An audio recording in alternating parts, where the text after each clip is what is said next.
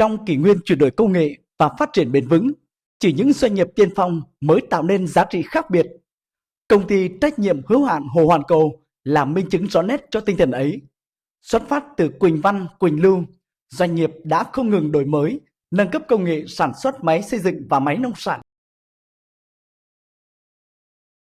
Đã được xuất khẩu sang nhiều thị trường quốc tế, góp phần thúc đẩy xu hướng vật liệu xây dựng thân thiện môi trường. Với hàng loạt giải thưởng danh giá, Hồ Hoàn Cầu khẳng định vị thế thương hiệu Việt trên trường quốc tế.